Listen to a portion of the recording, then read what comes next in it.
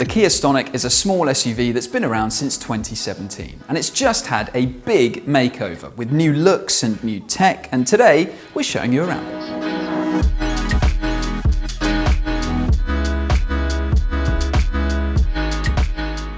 So the Stonic was first released back in 2017, at a time when it seemed like lots of manufacturers were all trying to release as many SUVs as possible in different shapes and sizes. And products similar in size to this were brought in to effectively offer an SUV equivalent of small car hatchbacks like the Kia Rio, which this is based on, as well as things like the Ford Fiesta, the Seat Ibiza and Skoda Fabia, cars which are becoming rarer and rarer. And so instead of lots of them, in the SUV class equivalent, you have things like this and the Seat Arona, the Ford Puma and the Skoda Kamiq. The huge appetite for SUVs is going nowhere, and so that's why Kia is keeping its SUV lineup diverse and up to date by offering this big makeover for the small Stonic. Now, Kia is not short on SUVs. If you look at their fully electric offerings, you've got things like the EV3, EV4, EV5,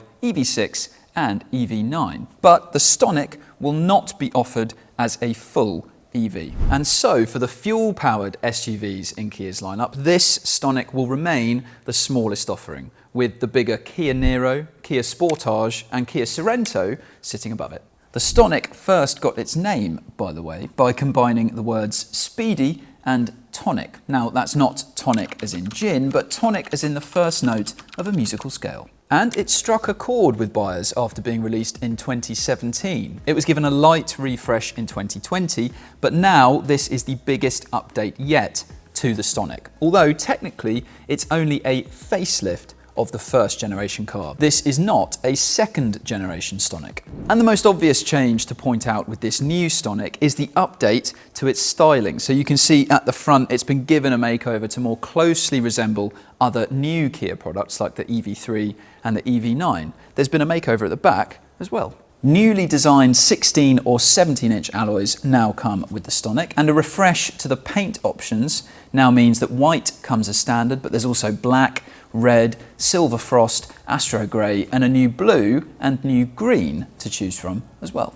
Now, while there's a new look at the rear, the boot itself is the same size as before. So that means you still have 352 litres of storage, which, to be honest, makes this one of the smallest options in the class. In our previous tests with the old Stonic, we could fit just 5 carry-on size suitcases into the boot below the parcel shelf. In the same test, we had a Seat Arona and a Skoda Kamiq, and they could both fit 7 suitcases into the back. So it's not the biggest boot around, but you do still have some kind of underfloor storage here. You've also got this compartment at the top. If you want to increase the overall capacity, you can throw down the rear seats quite simply, but you can see there is this kind of gentle slope up at the back of the boot there. But what is really handy about the Stonic is the fact that the parcel shelf can be removed and slid down to free up this area at the top without having to store this somewhere completely separate outside of the car, which is handy. And it also fits inside the boot itself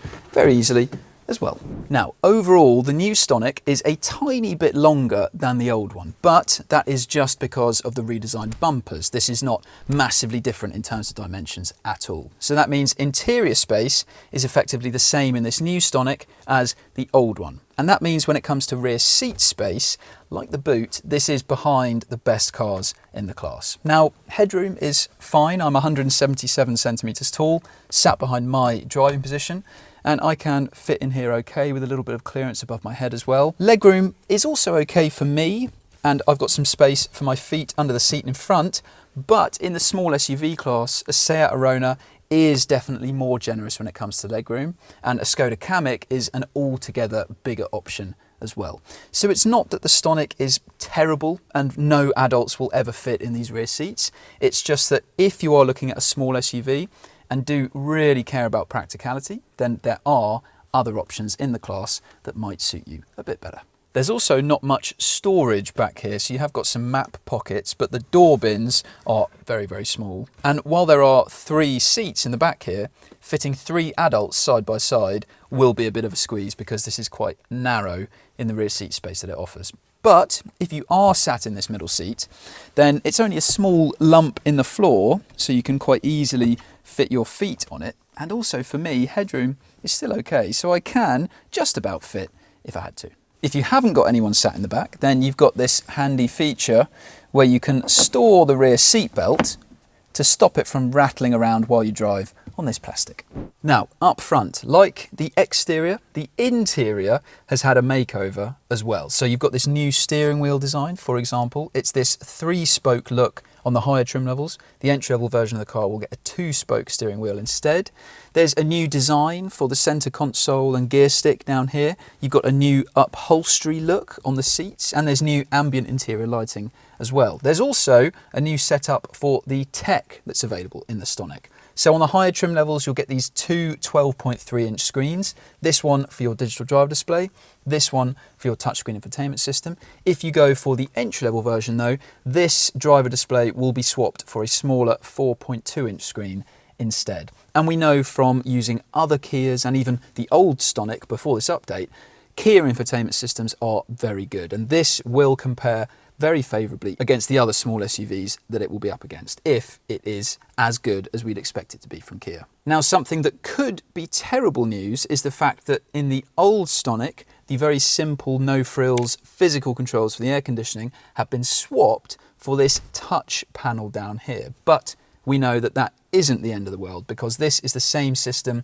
that you see in lots of other new Kias, where you can change this panel to show media controls or the air conditioning, and you've still got these dials as well. And we know from having used it lots of other times in lots of other Kia products that actually this is still very effective and very easy to use while you're driving. So that definitely isn't the end of the world. Now, in terms of overall quality in here, this doesn't look or feel like the most expensive, luxurious product around, but then this is in the small SUV class where really the standards of interior quality are not particularly high. And while there are a lot of hard plastics around in here, it does at least all feel really well screwed together and certainly built to last. This is a pre-production model as well, so of course we'll have to hold judgment until we get in a proper production-ready version of the Stonic on the road. In terms of storage, you've got reasonably sized door bins down here. You've also got some cup holders down on the center console and some other storage trays. Under this armrest, there's a small cubby as well. And so overall, in terms of build quality, and we would expect in terms of technology as well, it looks like the new Stonic, like the old one, will compare pretty well up front compared to the other small SUVs that it's up against. When it comes to the engines, it's expected to be very similar to what was offered before, but with a slight increase in the performance on offer because of some new components included in the engines. So the entry-level choice will be a 1-litre TGDI with 98 brake horsepower, and then above that you'll have the same engine but with a 48-volt mild hybrid setup and a little bit more power at 113 brake horsepower. You'll get a 6-speed manual gearbox or a 7-speed automatic gearbox, just like before. A change in the trim lineup sees the previous 4 different versions of the Stonic reduced down to 3. And like we've seen in other new Kia products, that means the entry-level option is called Pure, and above that you've got GT Line, and the range-topping version is GT Line S. If you go for a Pure Stonic, then you only get the entry-level engine. If you go for any of the other trim levels, then you only get the mild hybrid engine. There's no official word on pricing, but with these updates and a change to the trim structure, it is likely that we'll see a slight price increase in the new Stonic. For some context, the outgoing model had a starting price of just over £22,000 here in the UK.